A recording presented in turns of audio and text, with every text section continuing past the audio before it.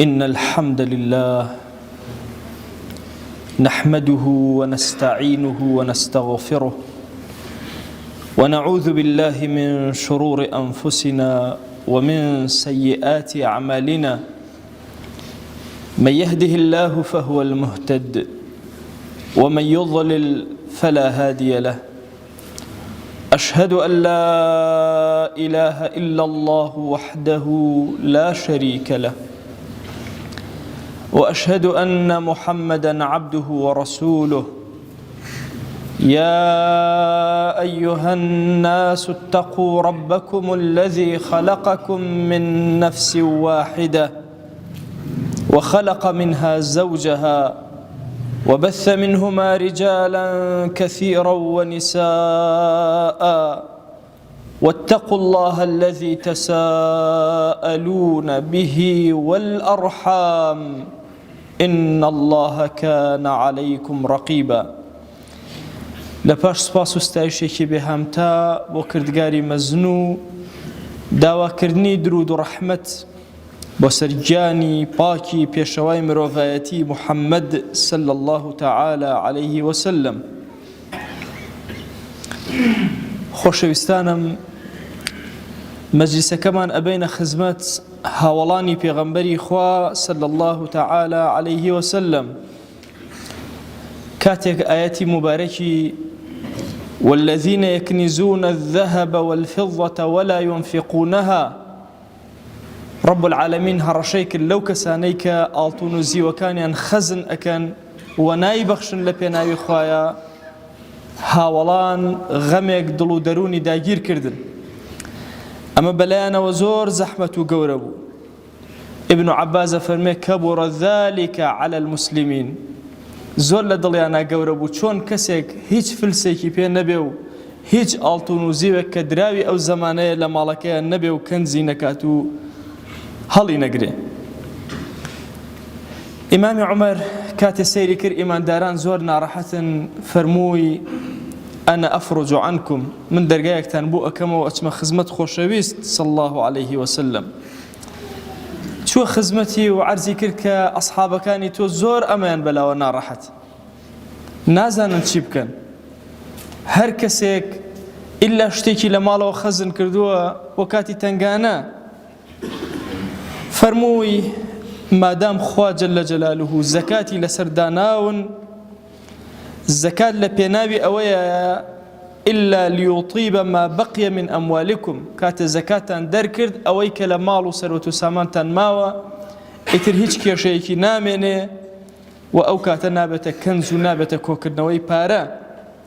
واتە هەر پارەیەک زەکاتی صحیحی لە دەرکرا ئیتر ئەویتری خاوەنەکەی خۆی حڕە ئەتوانێ هەڵیگرێ، ئەتوانێ بیخاتە کەسابەتەوە مڵکی شەخصی خۆیەتی و رب العالمین عقوبەی نادا لەسەری.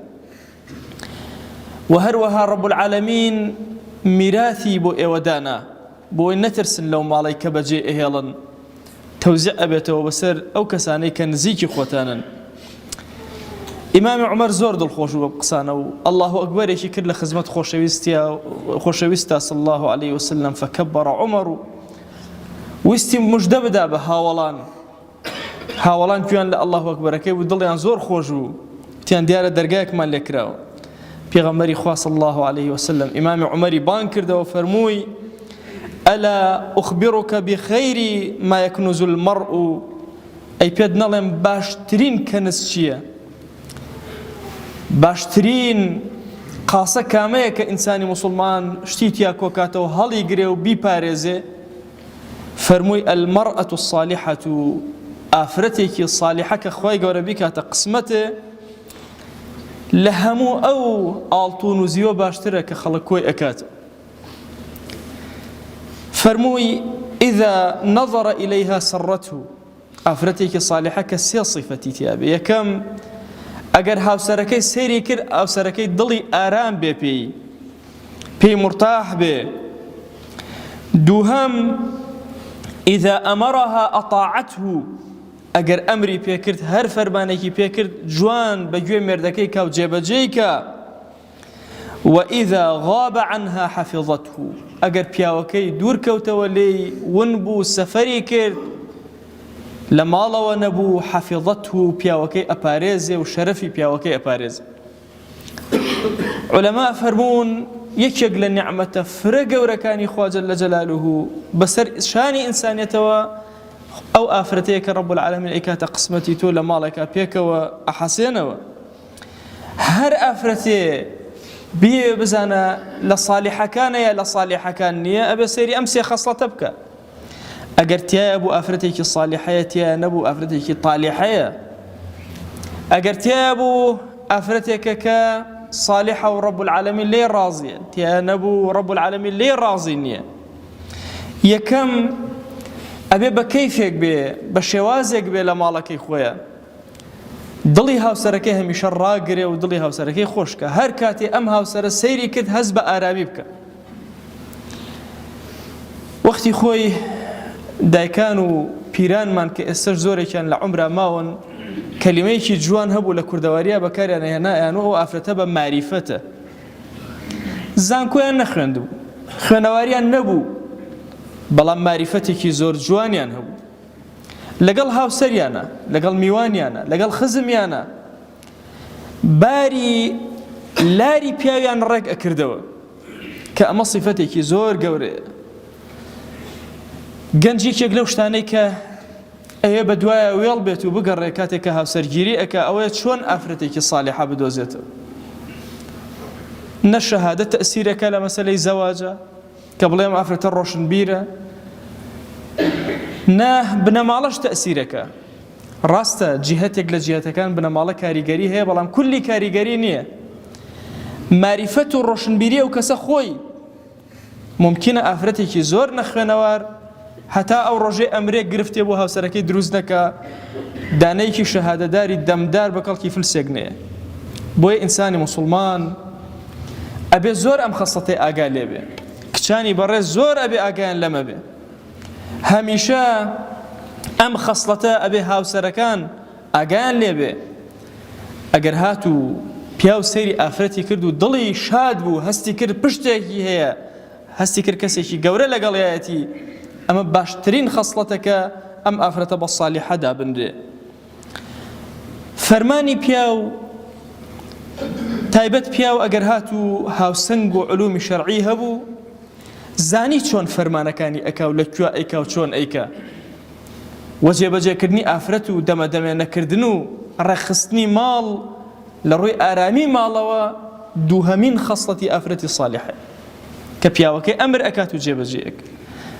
مەسەلەی ئەمری پیاو لەوە ئەچێت هەندێک لە ئافرەتان تەسەوورکەن ئەبێ ئەمری پیاوەکە چی بێت تاوەکو جێبەجێکرێ و چۆن بێ. لە ورد و درشتە ئافرەت ئەبێ هەتاوەکو پرسی پێ نەکرێ قسە نەکات و ڕەئی دەرنەبڕێ. تەسەوورەکەن ئەمڕۆ بەهۆی ئەو هەموو کەناڵە بێکەڵکەی کە لەم هەرێمەی ئێمەیە هەیە بەهۆی ئەو هەموو فیلمە دۆبلاژکراوەی کە لای ئێمە دروست کراوە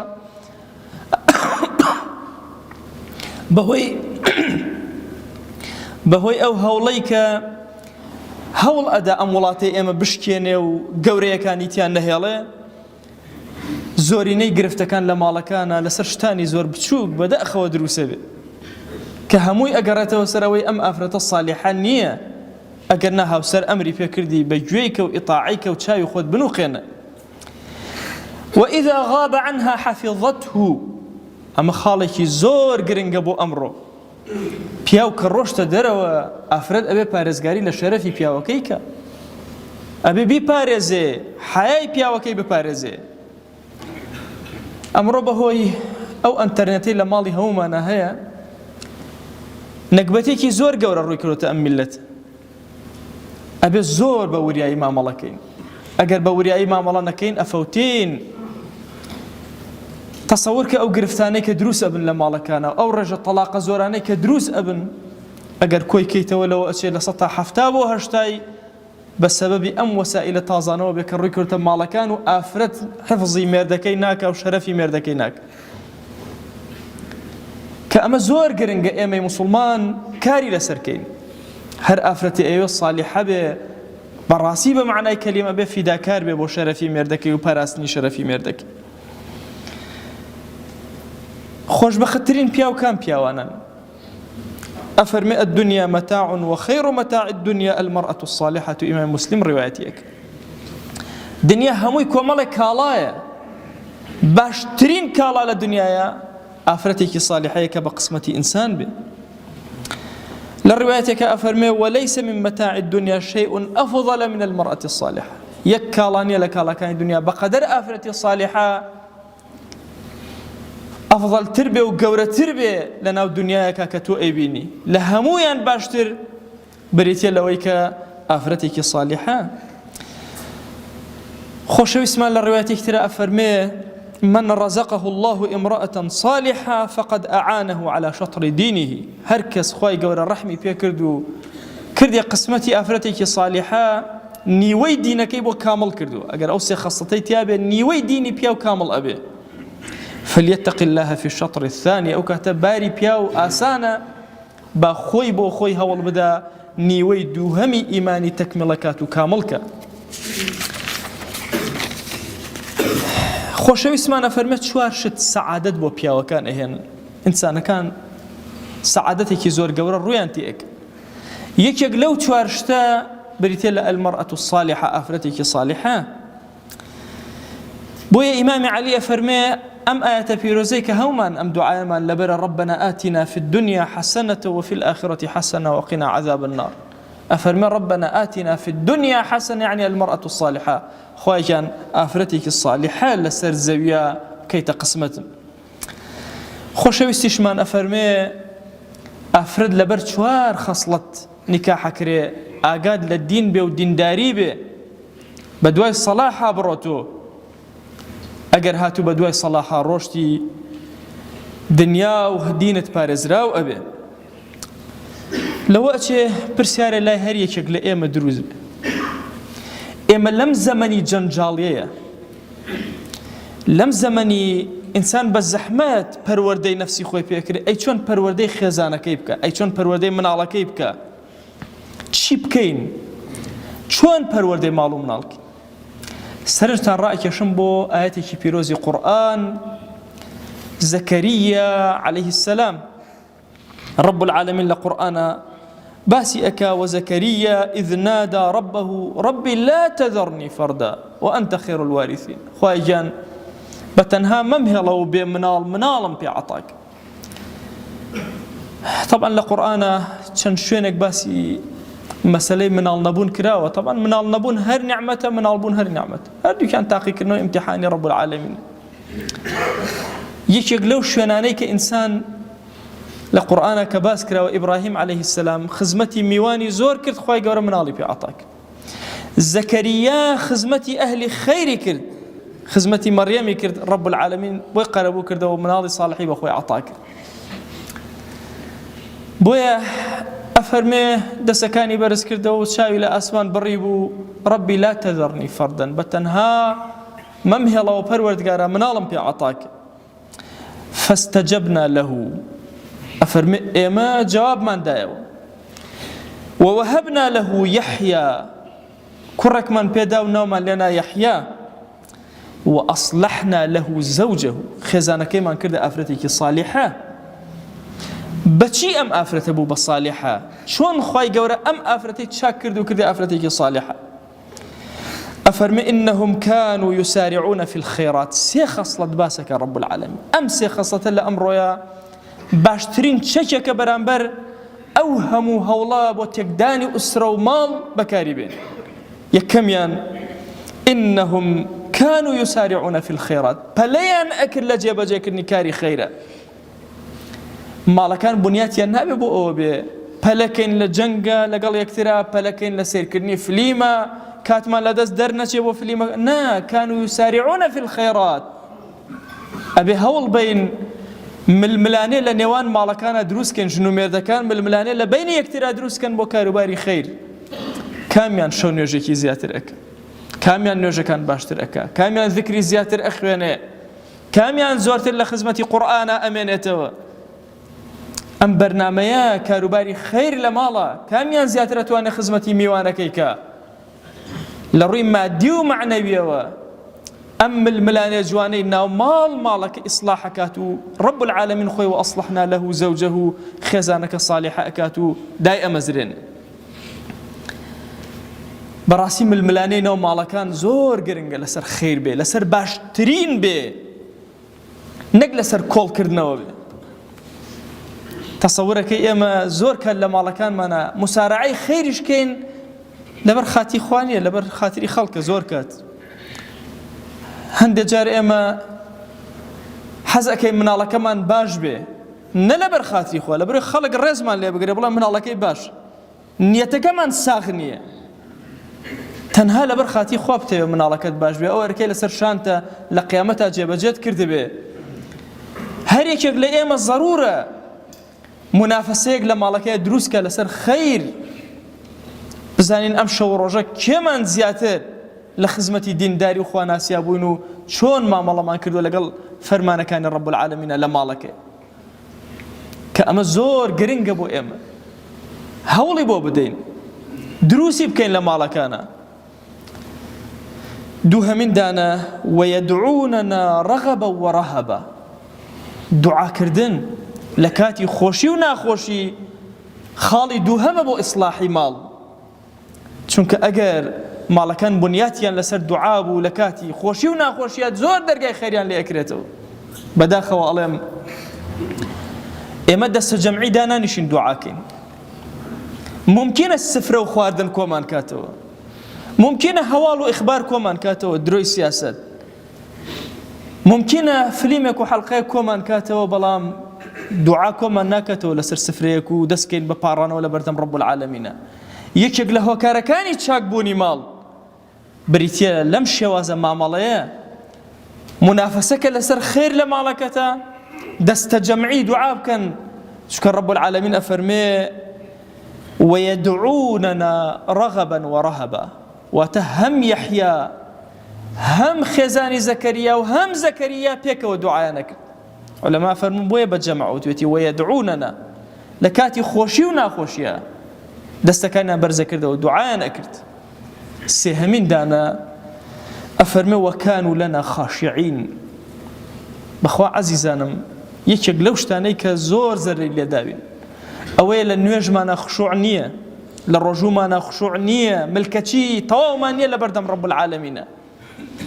ئەگەر هاتوو ماڵەکە لەسەر ملکەچی خوا جەل جەلالوه پەروەردە کرد و بنیاتنا دڵنیا بە ماڵەکەت ملکەچ نابێ بۆ هیچ شتێک، ملکەچ نابێ بۆ هیچ شەیطانێک، نە شەیطانی ئەم زەمان، نە شەیطانێکە لە جن بێ، نە شەیطانێک لە ئینس بێ.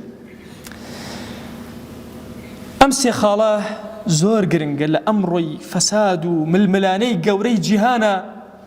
ئێمە بە زیندویی ڕایگرین عەزیزانم. هەر یەکێک لە ئێمە لە ئەمڕۆیە لە هەموو کات زیاتر پێویستمان بەم خواناسی و دینداری ناو ئوسرە و ماڵەکان هەیە. نابێ ئوسرە فەرامۆشکرێ. قەڵاکانی ئومەتی پێغەمبەری خوا صلی الله علیه وسلم زۆرن. قەڵای خلافەتی ئیسلامی ڕوخێنراوە، هەموو کافر ئەمڕۆ هێرشە کاتە سەر قەڵای ماڵەکەت. دەبزانە ماڵەکەت چۆن ئەپارێزی، بزانە چۆن خێزانەکەت صالحە ئەکەی تا ئەولادەکانت صالح بن، تا ماڵەکەت دامەزراو بێ. ئەمە بەرنامەی قورئانە بۆ تۆ. هیچ کاتێک منافەسەی ناو ماڵەکان لەسەر خەیر و دوعا و خشوع لە یاد مەکە. لە ئەمڕۆیە باشترین چەکێک بەرامبەر بەم هەموو فەسادەی کە ڕووی کردوتە ئەم وڵاتە چەکی مەعنا و مەعنەویەتە کە بەرزمان کاتەوە و دروستمان کاتە. خوای گیان ئێمە شەکەت بووین، مانوو بووین لە ناو ململانەیەکی زۆر گەورەی جیهانیا لەسەر وڵات و نیشتیمانمان. دەیا ئیلاهی خۆت بۆ خۆت ماڵەکانمان پارێزراو کرد، دەرگاکانی خەیر بەسەرمان کەرەوە یا رب العالمین. یا ئیلاهی داوات لێ ئەکەین بە ناوی جوانت بە صیفەتی بەرزە بە ئیسمی عەظەمەت ئیسلاحی ماڵەکانمان کە یا رب العالمین. خوای گیان داوات لێ ئەکەین بە گەورەی و کەڕەمی خۆت بەزەی خۆت بەسەر ماڵەکانمانە ببارێنە یا ئەرحەم الراحیمین. یا ئیلاهی ئێمەی گوناهبار هاواری زەعیفی و زەلیلی خۆمان بۆ لای تۆ بەرزەکەینەوە. یا ئیلاهی گوناهی زۆرمان کرد و شەرمەندەین. یا ئیلاهی بە ڕەحمەتی خۆت لە گوناهەکانمان ببوورە. گوناهێ بە ڕۆژا کردمان عەفومان کە، گوناهێ بە شەوا کردمان عەفومان کە، گوناهێ نەمانزانی کردمان عەفومان کە، گوناهێزانیمان یا ئیلاهی بێئەدەب بوون لە حوزوری تۆیە عەفومان کە یا ئیلاهی داوات لێ ئەکەین ڕەحمەت و بەزەی خۆت بەسەرمانە ببارێنە سڵاوی ئەم مەجلیسەی ئێمە بگەێنە پێغەمبەری خوا صلی الله عليه وسلم یا ئیلاهی ئەم عەبدانە ڕویان کردوتە ئەم ماڵەی تۆ پەروەردگارە دین و خواناسی پاڵی پێوەنان بۆ ئێرە یا ئیلاهی هەمویان هاتوون و بەخوا ڕکوع نابن تەنها بۆ تۆ نەبێ سەری بەرزیان لە سوژدان نەوی ناکەن تەنها بۆ تۆ نەبێ یا ئیلاهی داوات لێ ئەکەین بە گەورەی خۆت هەر دوعایەک ئەیکەن و هەر داوایەکت لێ ئەکەن تۆ بە گەورەی خۆت وەریگرە و قبوڵی کە ادعوا الله وأنتم موقنون بالإجابة. الحمد لله رب العالمين والصلاة والسلام على خير خلق الله محمد وعلى آله وأصحابه الكرام وتابعيهم بإحسان إلى يوم الدين. أوصيكم عباد الله ونفسي قبلكم بتقوى الله وكثرة مخافته، فإن التقوى شعار المؤمنين ودثار المتقين ووصية الله تبارك وتعالى في وفيكم وفي الخلق أجمعين. وشويسكام يوجا نعمة فرقورك رب العالمين السرما أنك رب العالمين رزق يوجا عبدك بو خزانك الصالح بو أفرتي وخاسب أفرتك صالحين أجر مرشا تماشا كرو دلوش كرا هر فرمانه كرو جيبجش كرا و هر کاته مرشا دیار نبو پارێزگاری جە شەرەف و مێردی شاکەرە. رب العالمین بە ڕەحمەت و وێژ ئافرەتەکەش جە جینس و ئینسانی دروست کردێنێ وەرو ئانەی ئینسان سکونەت و ئارامیش پێی بێ فەرماوە ومن آياته أن خلق لكم من أنفسكم أزواجا لتسكنوا إليها. خوا جل جلاله ئی سکونەت و ئارامیشە بە تایبەت دروست کردن پێ ئینسانەکە. آدم عليه السلام بهشت نبي روايته ونفرموا توش وحشتي بي نارحت بي بيتاقد بي دلي بهشتي وجوانين ورمشكوت بوركاتي كهايش بي وحواج دي برسيارش كرده جا حواي تو كيني من أنت حواي فرموا أنا سكن لك من يجي آرامينا بيتو إما إيمان دار ئاڕۆنە ئینامی ململانێ و فرێ گەورن گرد و کافرەکە جیهانی کۆبیێنێ سەر و ئومەتی ئیسلامی گەرەشانە قەڵاویانەکە وڕنە گەرەکشانە بەنامی عەولەمە و جیهانگیری و جیاوازیەکە نازە هەرچی ڕەفتارێ جوانێ میلەتەکە هەنێ گردی لابەرە چێ پیس و بۆگەن و وێشە وزایەگەش بەبێ ئانەی سەقافەتێەوە و گەورەیەوە دروست بۆ دلە ئی میلەتەینە هەورامان وێمانە فرێ ئافرەتێک گەورە گەورێ ما بێن فرێ ئافرەتێ عابیدێ گەورێ سەیرێ ما بێنێ مەلێ ما بێنێ کە ژەنی بێنێ مزگیشا بێن و وێشا بە تەنیا بەردەنڕاوە کە ئین ئەگەر فەزیلەتێ گەورێنە تەریخەنە نووسرێنێ مەلا فاتیمە و مەلا زەهرا فرێ ئافرەتێ گەورە گەورێ هەنێ هەورامانە فرێمە هەنێ خزمەت و قورئانە قورئانشان نوویستنەوە بە خەتێ جوان کە ئینە فەزیلەتێ فرە گەورێنێ ئی ئەخلاقە بەرزێ ئەشم ئەچی میلەتۆ ئێمە نەبڕێ هەر کاتەی ئەخلاقێکی میلەتە نەبڕێ ژەنێ سالیحە مەمەنۆ کە ژەنێ سالیحێن نەمەنە ئاکاتە یانەکێمە قەڵاو یانەکامە گەر وڕۆ و ئەولاغەکێمە ساڵحێ مەبە ئیسەکە سەلاحەوەت لە ئی میلەتە نەوینی بەشێ فرەش گنەوە سەر وشان و ئاژەنە کە دینداری شاکرد خواناسی شاکرد جەنگ شاکرد چەنی زەمەن و وێشە هەتاوەکو جە خراپەکاری پارێزریە بە چەم شا تەنها سەر و مێرد و وێشاوە بێ هەرچی تەقەلا و ژیانی شابێ گردی سەرف کەرێنێ تەنها ڕائانەینە بار و لار و مێردی شا ڕێککەراوە ئی سکونەتە دروست مەبۆ ئەگەر ئێمە ئیماندار فرە بە وریایی مامەڵە نەکەرمێ ئاما عائشە ڕەزا و ڕەحمەت و خواشوە نەبوو پرسیارە شاوانە کردە خاسترین ژەنێ کامل فەرماواش ئاژەنێنە کە قسەش فرە شیرینێنێ ئاژەنێنە غەیر و پیاوێژ مەوینۆ ئاژەنێنە کە جەماڵ و زینەت و وێژ یا جەماڵێ مادین پێی مێردیش یا جەماڵێ معنەوین پێی خۆش کە ئینە فرەفرە گەورن ژەنی شۆنەوە دوێ جەماڵارە گێڵ یا دڵە جوانکەرە وەرەدەم و خوینە یا جەستەڵ جوانکەرە وەرەدەم و مێردیتن غەیر و ئیدوەیە چێوێتەر نییە ئاما عایشە ڕەزا و ڕەحمەتی خوای شوێنەوە فرە خەڵکیش دێ بێ چکە خزمەت و وەشەویستی نەبێ جا عەرەب و جا غەیرە عەرەبی تەماشۆ فرە و ئەخلاقیاتیش کردە بێ ئی کەلیماتێشە فەرماوێ جا ئارۆنە جەگر کاتێ زیاتر یانەکێما پێویستشا بە دینداری و خواناسی هەن تا جارێوەتر تاوە مێسەر و قاچەکاوێ ماوە مردمێ ئاکاتەی کە ئی زەمنە فاڕیۆنە بە زەمەنێوەتر ئی جۆرە دەسەڵاتدارێمە مەنا و دەسەڵاتدارێوەتەرمێ قیەم و ئەخلاق و جوانی و بەهاکە دلێ ئی ملەتێنە هەر بە گەورەی منەبەوە خوای گیان ئێمە وێمە و خێزان و زارۆڵاما گرمایمە دەسووتۆ